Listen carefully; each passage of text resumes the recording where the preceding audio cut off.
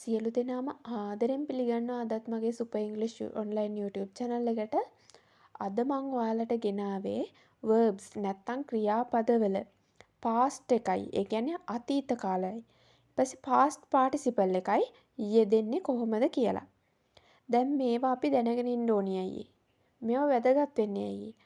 ඉංග්‍රීසි ඉගෙන ගන්න කෙනෙක්ට මේක අනිවාර්යයෙන්ම ගොඩක් වැදගත් වෙනවා. මොකද අපිට present tense වලින් කතා කරද්දි වගේ නෙමෙයි past එකට යද්දි මේ verbs ටිකක් වෙනස් වෙනවා. සමහරලාට වෙනස් වෙන්නේ නැති ඒවාත් තියෙනවා. හැබැයි සම්පූර්ණ වචනෙම වෙනස් වෙන ඒවාත් තියෙනවා. සමහර ඒ වගේ වචනේ වෙනස් වෙන්නේ නැහැ. අන්තිමට ed එකතු වෙනවා. නමුත් අපිට මේවා වෙන් කරලා අඳුරගන්න පුළුවන් වෙන්න ඕනි. එතකොට තමයි අපිට ඉංග්‍රීසි හොඳට කතා කරන්න පුළුවන් වෙන්නේ. අන්න ඒක නිසා තමයි අපිට මේ වීඩියෝ එක වැදගත් වෙන්නේ. දැන් මම අද කිහිපයක් තමයි අරගෙන ආවේ. මේ වගේ ඉතුරු verbs මම තවත් වීඩියෝ වලින් අරගෙන එන්නම්. ඒ නිසා මම subscribe කරලා තියාගන්න අමතක කරන්න එපා. අද බලමු මං අදගෙන ආපු මේ verbs මොනවද කියලා. පළවෙනි එක තමයි accept. පිළිගන්නවා. දැන් මම මේ පිළිගන්නවා කියන එක අරගෙන තියෙන්නේ present tense වලින්.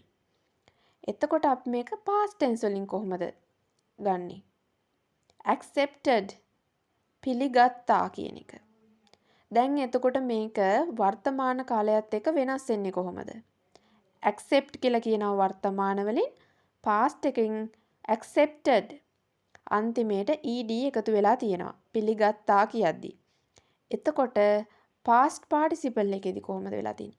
ඒකෙදිත් acceptedම තමයි. වෙනසක් වෙලා නැහැ. අතීත කාලෙදී අපි යොදාගත්ත වචනෙම තමයි. accepted අන්තිමේට ed එකතු වෙලා. අපි බලමු ඊළඟ එක. admire අගය කරනවා. මේක මේ අරන් තියෙන්නේ present tense වලින්. admire අගය කරනවා. එතකොට මේක past එකෙන් කොහොමද යෙදෙන්නේ? admired අන්තිමේට ed එකතු වෙලා තියෙනවා මේකෙත්. admired අගය කළා. past participle එක admired අගය කරලා. මේකත් වෙනසක් නැහැ. අතීත කාලයකත් එක්ක නැත්නම් past එකත් එක්ක වගේම තමයි යෙදිලා තියෙන්නේ. එහෙනම් අපි බලමු ඊගාව එක. ඔන්න present tense වලින් අරන් තියෙනවා argue තර්ක කරනවා. argue කියලා කියන්නේ තර්ක කරනවා.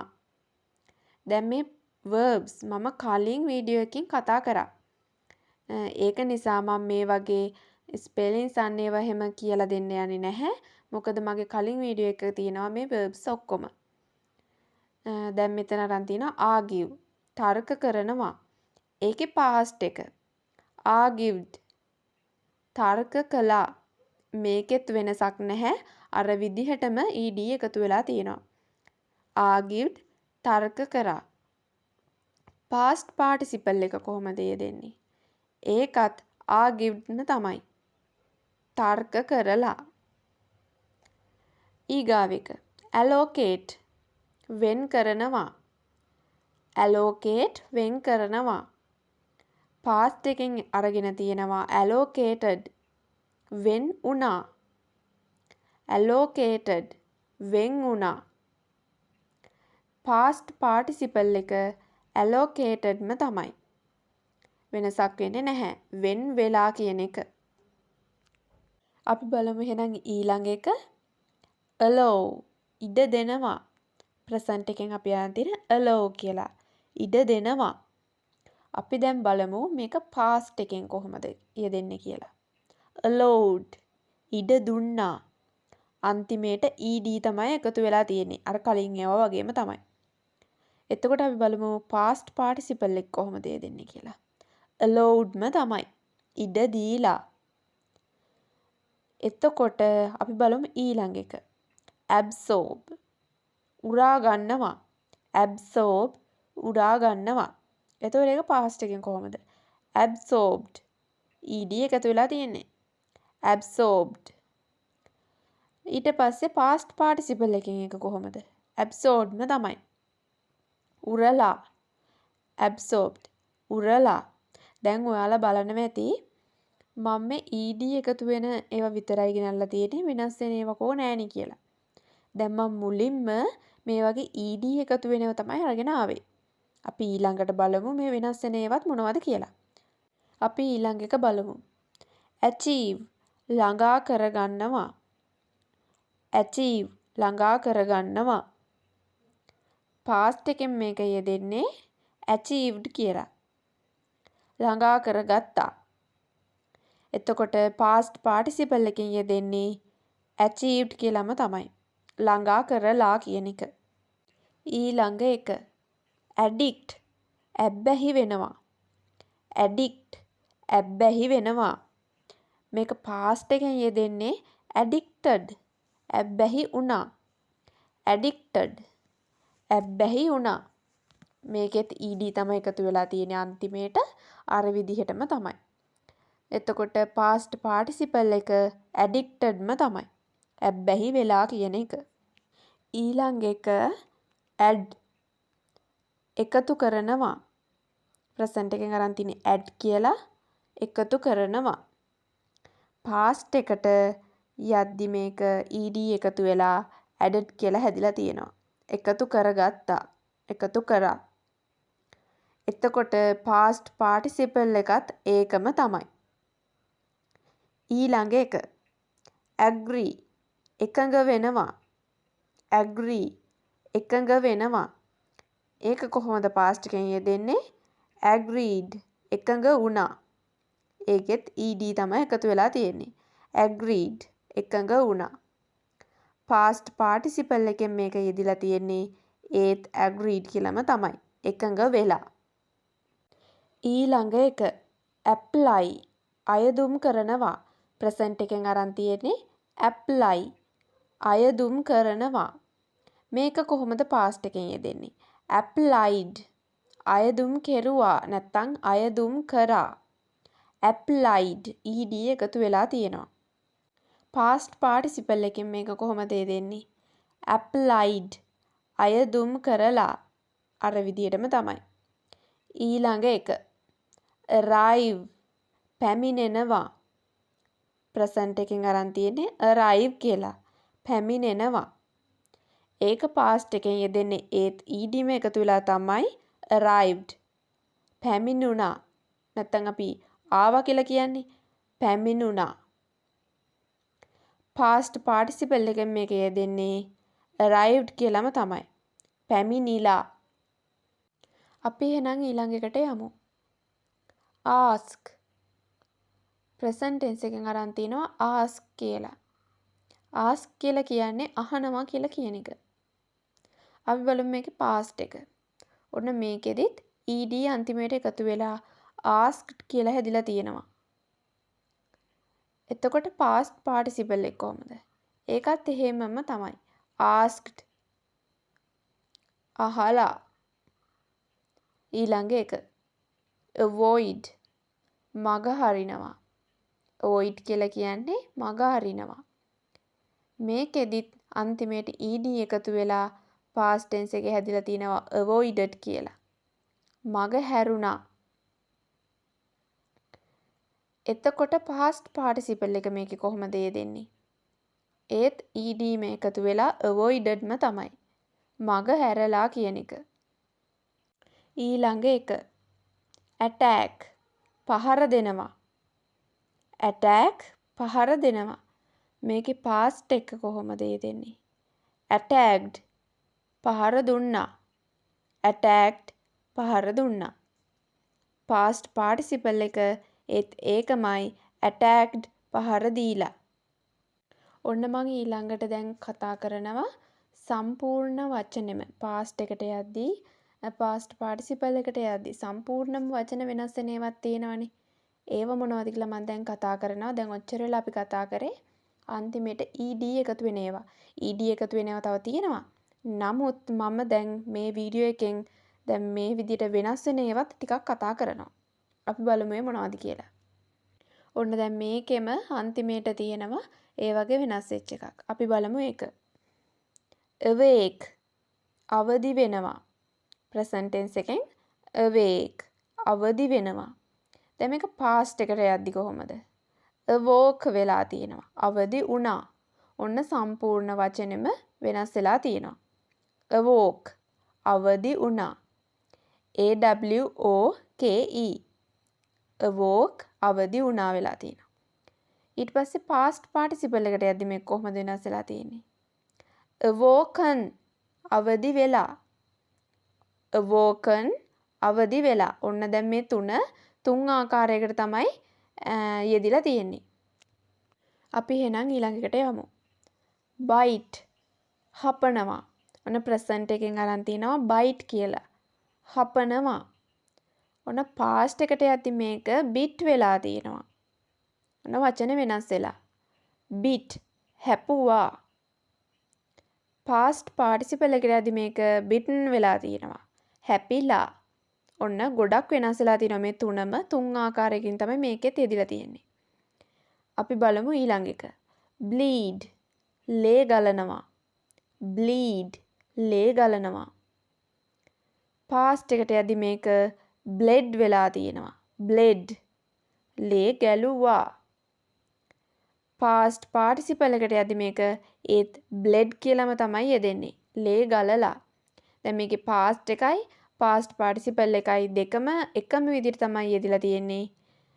present එකේ තමයි වෙනස් වෙලා තියෙන්නේ. ඊළඟ එකට අපි යමු. present එකෙන් අරන් තිනවා break කඩනවා. break කඩනවා. මේක past එකෙන් යෙදෙන්නේ කොහොමද? broke කැඩුවා. broke කැඩුවා. එතකොට past participle එකෙන් මේක කොහොමද යෙදෙන්නේ? broken කඩලා. ඔන්න මේකත් වචන තුන ආකාරයකින් තමයි යෙදලා තින්නේ. වෙනස්ම තුනක්. broken කඩලා. ඊළඟ එක build ගොඩ නගනවා. build කියලා කියන්නේ ගොඩ නගනවා කියන එකට. මේක past එකෙන් කොහොමද යෙදෙන්නේ? built ගොඩ නැගුවා. built ගොඩ නැගුවා. එතකොට past participle එකෙන් මේ කොහොමද දෙන්නේ? ඒ built කියලාම තමයි. ගොඩ නගලා. past එකයි past participle එකයි දෙකම එකම වචනේ තමයි යෙදිලා තියෙන්නේ. අපි යමු එහෙනම් ඊළඟ එකට. beat තලනවා. beat කියලා කියන්නේ තලනවා. දැන් past එකට ගියාම ඒත් beat කියලාමයි යෙදෙන්නේ. තැලුවා. past participle එක beaten තලලා. ඔන්න දැන් මේකේ past participle එක විතරයි වෙනස් වෙලා තියෙන්නේ. present එකයි past එකයි දෙකම එකම වචනේ තමයි යෙදලා තියෙන්නේ. දැන් ඔච්චර වෙලා කතා කරපු ඒවා past එකයි past participle එකයි දෙකම එක වගේ ඒවා ආවා. නමුත් මේ present එක වෙනස් වුණා. නමුත් මේකේ present එකයි past එකයි දෙකම එකම වචනේ past participle එක විතරයි වෙනස් වෙලා තියෙන්නේ. අපි යමු ඊළඟ එකට. become පත් වෙනවා. become කියලා කියන්නේ පත් වෙනවා කියන එක. ඔන්න මේකේ past එකෙන් කොහොමද යෙදෙන්නේ? became පත් වුණා. became පත් වුණා. past participle එකෙන් මේක කොහොමද යෙදෙන්නේ? ඒත් become කියලාම තමයි. present එකේ යෙදුන එකම තමයි become පත් වෙලා. ඔන්න මේකේ present එකයි past participle එකයි එකම වචනේ යෙදිලා past එක වෙනස් වෙලා. ඔන්න වෙනස් වෙන තැන්. ඊගාව එකට අපි යමු.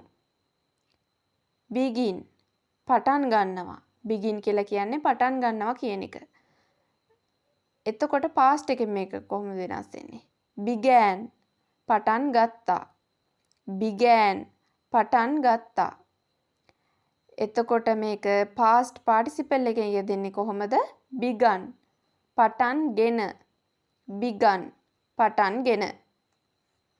ඊළඟ එකට අපි යමු. bend නවනවා. bend කියලා කියන්නේ නවනවා. එතකොට මේක past එකෙන් කොහොමද යෙදෙන්නේ? bent නැමුවා. bent නැමුවා. past participle එකෙන් bent කියලාම තමයි මේකට යෙදෙන්නේ. නැවිලා. ඔන්න past එකයි past participle එකයි දෙකම එකම වචනේ තමයි එන්නේ. present එක තමයි වෙනස් වෙලා තියෙන්නේ. අපි යමු ඊළඟ එකට. buy මිලදී ගන්නවා. buy මිලදී ගන්නවා. මේක කොහොමද past එකෙන් යෙදෙන්නේ? bought මිලදී ගත්තා. එතකොට past participle එකෙන් යෙදෙන්නේ ඒකම තමයි. වෙනසක් වෙන්නේ නැහැ. ඊළඟ එක bind බඳිනවා.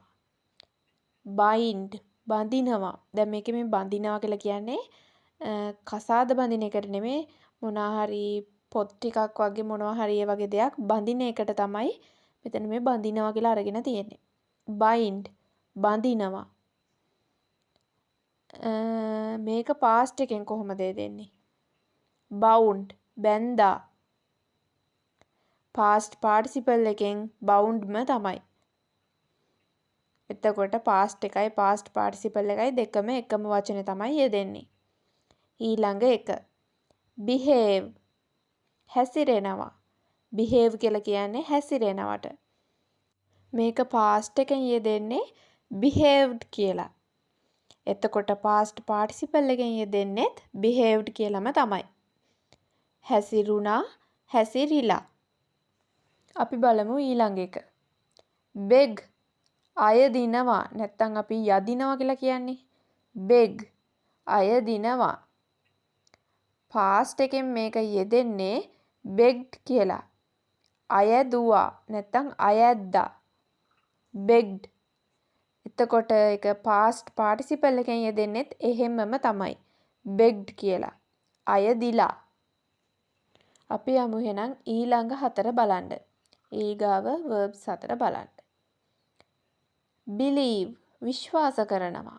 ඔන්න present එකෙන් අරන් තියනවා believe කියලා. විශ්වාස කරනවා. මේක past එකෙන් යෙදෙන්නේ believed කියලා. විශ්වාස කරා. එතකොට past participle එකෙන් යෙදෙනවා believed කියලාම යෙදෙනවා. විශ්වාස කරලා. past එකයි past participle එකයි දෙකම වචන දෙකම එකයි. ඊගාව එක bloom පිපෙනවා. bloom පිපෙනවා. past එකෙන් යෙදෙන්නේ bloomed කියලා. පිපුණා. එතකොට past participle එකෙන් යෙදෙනවා bloomed කියලා. එකම වචනේ තමයි. පිපිලා. දැන් මේ වගේ අන්තිමේට ed එකතු වෙලා තියෙන්නේ. මම මුලින්මුත් කතා කරන්නේ ed එකතු වෙච්ච ඒවා. අන්න ඒ වගේ මේ වගේත් ed තමයි එකතු වෙලා තියෙන්නේ. ඊගාව එක compel බල කරනවා. compel බල කරනවා. past එකෙන් මේක යෙදෙන්නේ compelled කියලා. බල කෙරුවා. compelled බල කෙරුවා. එතකොට මේක past participle එකෙන් යෙදෙන්නේ compelled කියලාම තමයි. බල කරලා. ඊළඟ එක collect එකතු කරනවා. collect එකතු කරනවා. මම මේ verbs කලින් වීඩියෝ එකකින් අරගෙන ආවා. ඒක බලපු නැති කෙනෙක් ඉන්නවා නම් description එකේ ඒකේ link එක දාලා තියන්න. ඒව බලලා එන්න අනිවාර්යෙන්. එතකොට මේ collect කියන එක එකේ past එක තමයි collected. එකතු වුණා. එකතු කරා වගේ. ed තමයි එකතු වෙලා තියෙන්නේ. මේක past participle එකෙන් යෙදෙන්නේ collected කියලාම තමයි. එකතු වෙලා කියන එක. අපි යමු ඊළඟ verbs හතර බලන්න. cheat රවටනවා. cheat රවටනවා. මේක past එකෙන් යෙදෙද්දී cheated කියලා තමයි යෙදෙන්නේ. රැවටුණා. නැත්නම් රැවටුවා. cheated. past participle එකෙනුත් මේකම තමයි යෙදෙන්නේ. cheated. අන්තිමේට ed තමයි දැන් මේකේ එකතු වෙලා තියෙන්නේ. cheated. රවටලා. ඊළඟ එක check පරීක්ෂා කරනවා. check කියලා කියන්නේ පරීක්ෂා කරනවට. මේක past එකෙන් යෙදෙන්නේ checked කියලා. පරීක්ෂා කරා. නැත්නම් පරීක්ෂා කරගත්තා. checked. past participle එකෙන් යෙදෙන්නේත් මේකම තමයි. checked. පරීක්ෂා කරලා. ed තමයි present එකේකට ed තමයි එකතු වෙලා තියෙන්නේ. ඊළඟ එක climb නගිනවා. climb කියලා කියන්නේ නගිනවා. past එකෙන් මේක යෙදෙන්නේ climbed කියලා. එතකොට past participle එකෙන් කොහොමද යෙදෙන්නේ? climbed කියලාම තමයි. ed තමයි එකතු වෙලා තියෙන්නේ අන්තිමේට. නැගලා කියන එක. ඊගාව verb එක මොකක්ද කියලා බලමු. comb පීරනවා. comb පීරනවා. මේක past එකෙන් යෙදෙන්නේ combed කියලා. පීරුවා. combed පීරුවා. එතකොට past participle එකෙන් යෙදෙන්නේ combed කියලාම තමයි. පීරලා. combed පීරලා. අදට මගේ වීඩියෝ එක මම මෙතනින් අවසන් කරනවා. තව verbs ගොඩක් තියෙනවා. ඒ වගේ past එකයි past participle එකයි යෙදෙන්නේ කොහොමද කියලා අපි බලන්න ඕනි. ඒවා මම ඉදිරි වීඩියෝ වලින් අරගෙන එන්නම්. මාව subscribe කරන්න, වීඩියෝ එකට like එකක් දාන්න අමතක කරන්න එපා. එහෙනම් මං ගිහින් එන්නම්.